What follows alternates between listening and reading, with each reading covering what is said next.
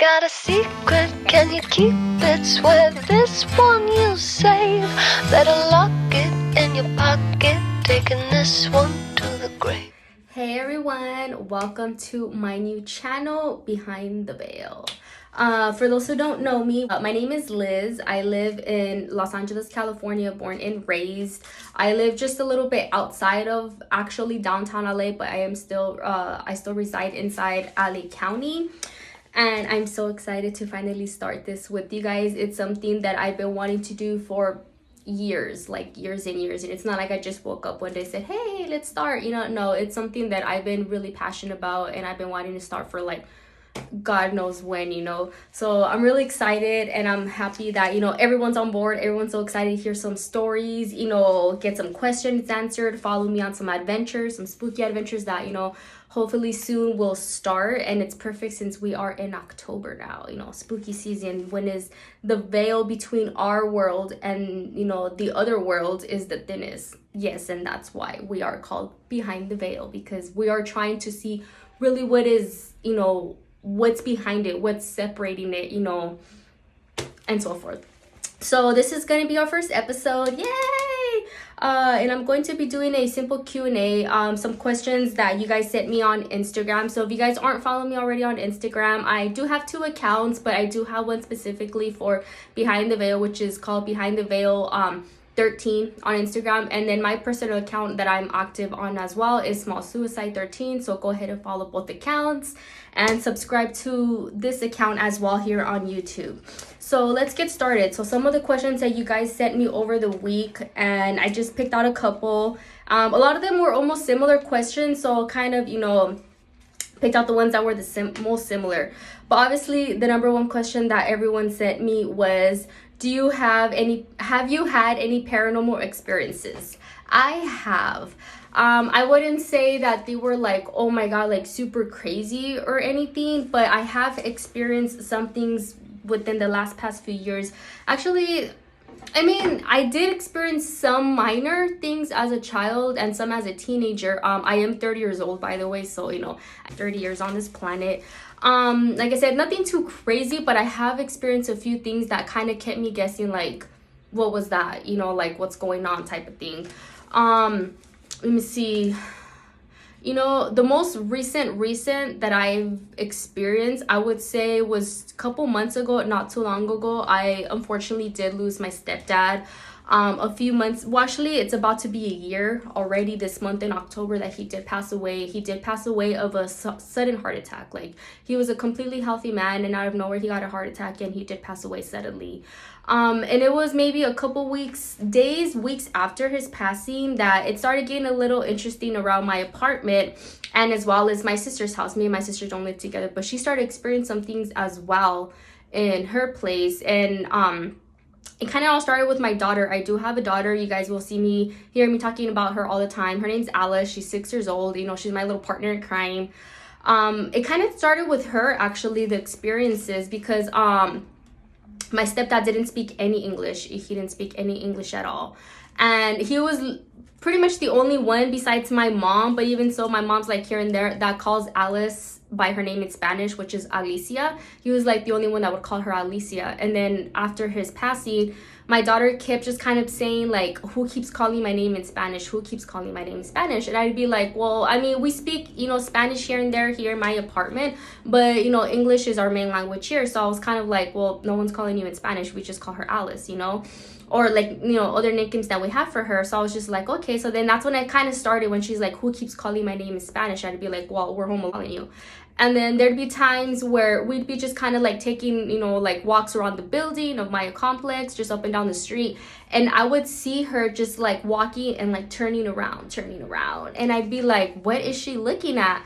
And then she would be like, who keeps tugging on the back of my shirt? And that's when I was like, oh crap, because my stepdad, he loved messing with her, just kind of like playfully and everything, but he always loved messing with her by pulling the back of her shirt, and because he knew she hated that, like it bugged her so bad, and he used to always just yank on it. And then we would go out for walks and stuff, and she'd be like, who keeps yanking on me? And I was like, I wouldn't say anything, obviously I didn't want to scare her, but I'd just be like, oh, it must be the wind, something. And even so, I've had talks with her, and I have told her, what, like, don't bother them, they won't bother you. Sometimes ghosts are here, spirits are here, you know, and they don't even know that they've passed. So in my opinion, I feel like maybe my stepdad didn't know he had passed, and he didn't know he was no longer here on earth with us anymore. The way he passed so suddenly, I feel like a lot of spirits, when they do pass so suddenly like that, they might not comprehend or realize what really happened, and that their body is just no longer here on earth. So I feel like that's maybe what happened with my stepdad. And it progressed for a couple more weeks, and then it started coming to a point where I started experiencing things. I would see like shadow figures passing by me. I would just like, I'd be completely home alone, or it's like midnight, I'm doing, you know, cleaning, last minute things before bed, and you know, I would just feel some, like, someone just breathing right behind me. I would feel like I'm being watched. My TV started turning on and off, lights were flickering, you know, all that little stuff you tend to see like in movies and stuff. I started going through it, and it kind of felt comforting because I knew it was him. I didn't feel like anything was negative from it. I didn't feel like anything bad was coming out of it. So I kind of found myself talking back to it, like, hey, how's it going? I did this today, almost like if he was still here. But then it kind of started progressing a little bit faster, and it kind of came to the point where my daughter wasn't liking anymore. And I kind of told her too, it might be him, because she knew he passed. You know, when he passed away, I did have her, it was an open casket.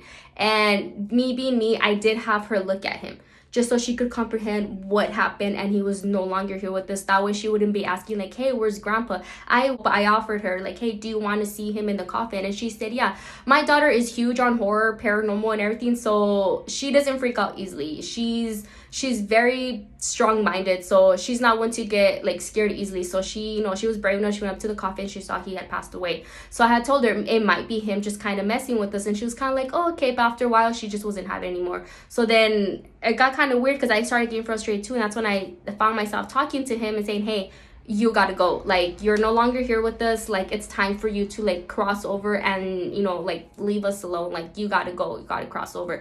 And I kid you guys not, it stopped. Like, it all stopped, and ever since then it's been more calm. I still see shadow figures and stuff, but that's just because I know I do have some artifacts in my house that I feel like do have attachments to them. But ever after I said, hey, like, you gotta go, it really did stop. Like, my daughter wasn't as scared anymore. She wasn't really, you know, getting her name called in Spanish. Like, it, you know, it stopped. So that's one of my most recent ones. I would say, let me see, what's another one? Someone asked, have you experienced anything paranormal in your home? Well, we'll go ahead and, you know, count as that one. Have I ever seen a ghost? Well, ghosts could be seen in many different ways. You know, some could be seen as a full body apparition. Some could see them as a shadow figure. Some even see some as a humanoid, which is, you know, it takes form as a human, but it still kind of has like a ghostly, you know, presence to it. Some are seen as orbs. You know, that's the most common one. You know, spirits are seen as orbs when people can, you know, take a photo and they'll see orbs. You know, that's one of the most seen forms of a ghost. But to say, have I seen a ghost like as a full-on apparition? There was this one time when I was like 12, 13. I was like 12, 13 or so. I was like I had just been turned into a teenager, and I have a brother. He's 10 years younger than me. Right now he's 20. At the time, he was maybe like 4 or so, around there. He was a toddler, and we used to live in my old house, which apparently it turned out that it was haunted, and we just had no idea. But after we moved out, a lot of stories started making sense that it really was haunted, because the things that we would experience there, we had bad nightmares, like, you know. And just, that's where, you know, I come from a broken home with my parents. When we moved to the house, that's when everything just fell apart. Like, I felt like it just destroyed that, our family personally being in that house for so long. And there's one time where my little brother was doing something bad, and he got in trouble. My mom told him, like, you can't go outside for the rest of the day, like, you have to stay inside. Like, she pretty much grounded him, right? So he was like in the living room all pissed off, and then I was doing dishes, and the way our kitchen was set up, it was like the sink right here washing dishes, and then there was like a big window that would face the whole backyard, and it was a pretty big backyard. We had a decent sized backyard. And my dad liked birds. My dad I don't know, he collected birds. So he had this huge, really big bird cage. It was maybe like, I don't know, like 5 feet tall, like a 5 feet by 5 feet. It had maybe like, I don't know, like 10 birds in there, whatever. And then I was washing dishes, you know, looking at the bird cage because I had a straight view of it. And then I'm just looking down, and then when I look up, I swear I saw a little boy. And I'll never forget, he was wearing an orange shirt and like some like jean shorts, whatever. And he was like, he had his back towards me, and he was facing the bird cage. And then just at a quick glance, I thought it was my brother. So me being me, you know, kid sibling rivalry, I was like, oh, he's outside, I'm gonna get him in trouble, I'm gonna tell my mom, you know. And then so then I stopped washing dishes. And then the way my house was set up, like you had to pass through the living room and a hallway to get to the kitchen, and then to go to outside. And to go outside, the door for the backyard was literally right next to the sink. So then I'm like rushing back to go like find my mom in the house. And then when turning the corner to the living room, I ran into my mom and my brother. And that's when I just kind of stopped, and I was like, wait. And I looked at him, I was like, weren't you just outside? Like, how'd you even get past me? Because there was no way he could even pass me without us bumping into each other the way the corner was set up. So I just kind of stood there like, wait, I just saw you out there. And then I even looked at his shirt. I'm like, weren't you wearing a different shirt? And he just looked, I mean, he was a little kid, maybe like, you know, like I said, 3 or 4. And he just kind of looked at me like, what the hell is she talking about? And I just kind of stood there like, oh shit. So then I went back, and there was nothing there anymore. And then that was just like one of the minor things that, you know, we experienced in that house. But I don't know, I wonder what, you know, the family after they moved in, if they experienced anything in that house as well. Another question is, what made you go and start into the paranormal world? I do get asked this all the time. Honestly, it's been years, like years and years and years. You know, obviously those who know me and follow my account on Instagram, I'm huge with horror and Halloween. Like, horror and Halloween is, you know, my obsession. Like, that's my life. And it's like, obviously, you know, watching horror movies, you know, all that stuff, like, you know, it kind of intrigues you and gets you more involved. And that's what kind of led me, you know, wanting to go into the paranormal world. Obviously, you know, seeing movies like Paranormal Activity, The Conjuring, anything that has to do with, you know, like spirits and stuff, it just started really intriguing me. And kind of wondering like what is out there. You know, a lot of people do think of ghosts or spirits, you know, the other world, I'll say, and right away everyone always thinks it's negative. Always majority of the time, I'll say, from what I've, you know, experienced. People, you know, you bring it up and people be like, oh no, it's the devil, it's demons, it's this, you can't mess with that. Like, no. And that's not necessarily always the case. Like I was mentioning earlier with my stepdad, sometimes spirits, they just don't know they've passed, and they're just roaming around and having no clue what's even going on, you know. So I feel like a lot of them, they might even have unfinished business, you know. And if you guys seen the movie Casper and they're talking about unfinished business, it really does make sense when they say, oh, you know, unfinished business, because they don't know they passed, you know, they don't know what's going on. They might really be trying to finish something that they were in the middle of when they were still alive right before they passed away, you know. So it's not always a negative energy, you know, but people, you know, they'll tend to assume like, oh no, you know, it's bad, it's a devil, you're gonna conjure up something, like what are you doing? And to me, it's like, I want to see really what is on the other side. Like, you know, why are they still here? What are they looking for? What are they trying to finish? You know, that's something I've always personally, you know, just kind of felt. And especially after the passing of my stepdad last year, it kind of hit me more like, you know, why was he still here if it was him? You know, like what was he looking for? What was he trying to tell us? So to me, that just was the cherry on top to intrigue me more. Like, okay, I want to go after this, and I want to start really digging into the paranormal world and seeing what is out there, what needs to be answered, what can be answered, you get me? So it's not like one day I just woke up like, hey, let's go ghost hunting, you know, let's go, you know, chase ghosts with our, you know, with our equipment. It's like, no, it's, to me, there's more than that, you know. There's more than just going to look for ghosts. It's trying to understand like why, you get me? To me, it's always like why I'm that person to ask like why, you know. So, you know, to me, it's just paranormal world has been, you know, with me for so long, and it's just something that was just kind of like, okay, like it's time, like let's start, you know, answering some questions that, you know, they might have or we might have, you know. If you could live in any horror movie, what would it be? If I could live in any horror movie, like a house from a horror movie, or if I could be in a horror movie as a cast member, I mean, obviously, it'd be totally cool to be a final girl, you know, in a horror movie, be the survivor at the end. But you know, that's a good question to sit here and actually think. I think I might have to come back to that question and answer it, you know, on the next episode because, I think I would literally have to sit here because I think this question could be answered in so many ways. Like, are you referring to like what house in a horror movie would I choose if I could choose to be a character in any horror movie? So, you know, I'm actually going to answer that one after because I want to break it down into different categories, you know, get me? I need to come back to that one because I would really have to sit down and think about it. And then another question that I got, which is by one of my friends who here has watched the movie Ghost Ship. You know, it came out in like early 2000s, maybe like 2001, 2002, 2003. It's old, you know, it's pretty old, about like 20 years old or so. He just does not like that movie and he says it does not make sense. I really like that movie. I think it's pretty, that opening death scene, you guys, if you guys seen that movie or if you haven't, the opening death scene to Ghost Ship is just, it's pretty incredible the way everyone just gets wiped out. If you haven't seen the movie, I don't want to ruin it for you, but if you've seen the movie, you know what I'm talking about. That opening death scene, that shit's killer, you know. So that's one of the reasons why I like that movie. And it's just, I like the movie. It's a little girl, you know.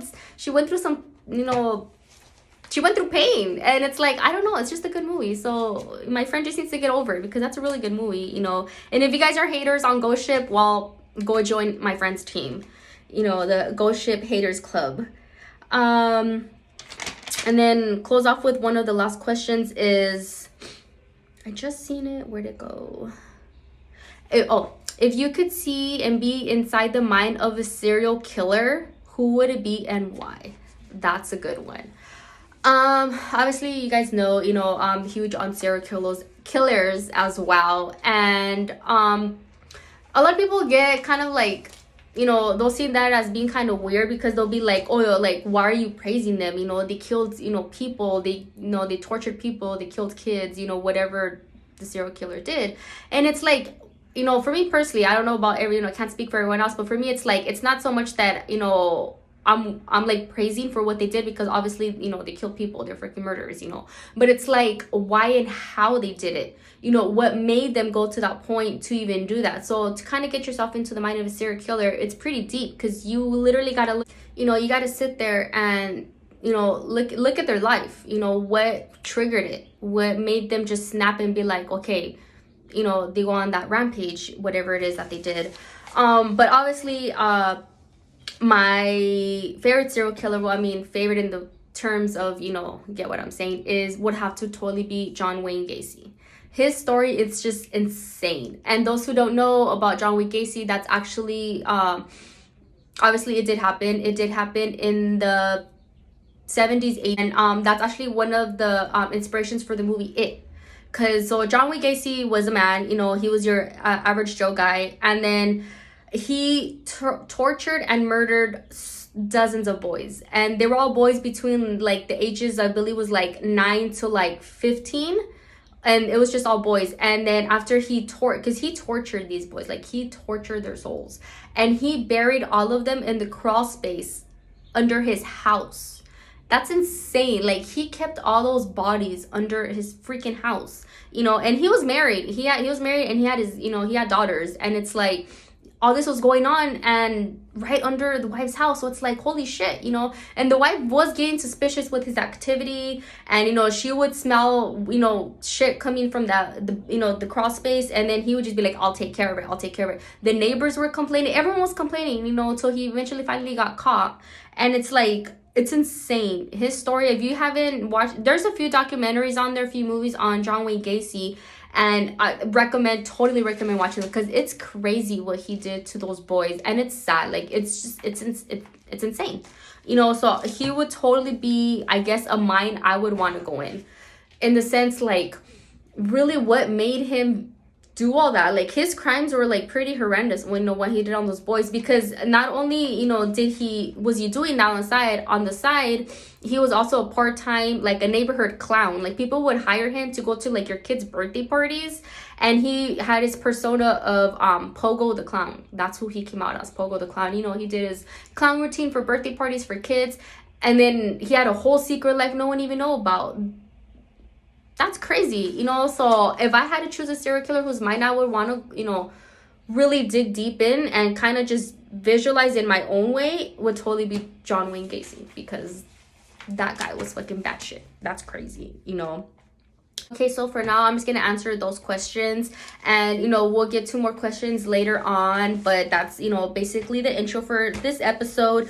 I just want to say stay tuned. I am working on so many things, so many new topics. I am always open to topics, to locations you guys want me to go visit at, if they're here local in Los Angeles. I'm not really traveling right now outside of Los Angeles, so I'm trying to keep all my locations that we'll be investigating and reviewing here in downtown LA, so Southern California, I'll say, so if you have anything in Southern California you want me to talk about, visit, just go ahead and send me a message, comment below, let me know. Any ideas that you guys want me to talk about, let me know. I'm always open to, your guys' suggestions. And I just want to say thank you to everyone who's, on me with this. I'm so excited on what's to come, you guys. Like, this is one of my dreams finally coming true, getting to talk about all these things open with everyone, so I'm excited to see, what's in store for everything. So, yeah, so if you guys have any more questions, go ahead and send them to me and we'll go from there. So I am closing now, and I just want to say I'll see you guys soon. Don't forget to like and subscribe and follow me on my accounts on social media. On Instagram, it's Small Suicide 13, and then there's Behind the Veil 13. So go ahead and follow me on both accounts. I do follow back, and let's chat on there. And I'll see you guys soon.